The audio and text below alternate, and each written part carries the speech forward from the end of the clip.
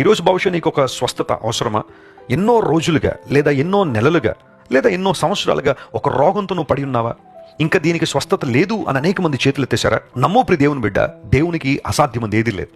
ఆయన తన రక్తాన్ని కార్చడం అనే ఉద్దేశం ఏంటంటే నిన్ను నన్ను ఆత్మరక్షణలో నడిపించడానికి. రెండవది, మన స్వస్థపరచాలని యేసుప్రభువు ఆశిస్తున్నాడు.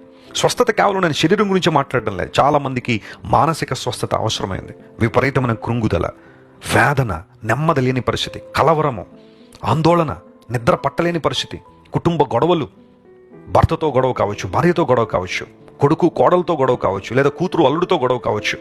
ఈ గొడవల మధ్యలో మనశ్శాంతి లేక ఇంకా చచ్చిపోతే బాగుండు, నేను బ్రతికే వరకు ఉపయోగం, నేను బ్రతికేమి సాధించాలనే ఆ భయంకరమైన కలవరము, డిప్రెషన్లో చాలామంది వెళ్తుంటే యు నీడ్ హీలింగ్ టుడే. ఈరోజు నీకు స్వస్థత కావాలి. యేసు ప్రభు నీకు ఆ స్వస్థత దయచేయబోతున్నాడు. ఆయన నువ్వు చేయాల్సిందో ఒక్కటే, ఆయన పాదాల మీద పడి, ప్రభువా నీవు తప్ప ఎవరు లేరు నాయన, నీవేనా ఆశ్రయం ప్రభువా, you are my healer lord, నీవేనా స్వస్థపరిచే దేవుడు ప్రభువా అని ఆయన పాదాలు పట్టుకో గట్టిగా.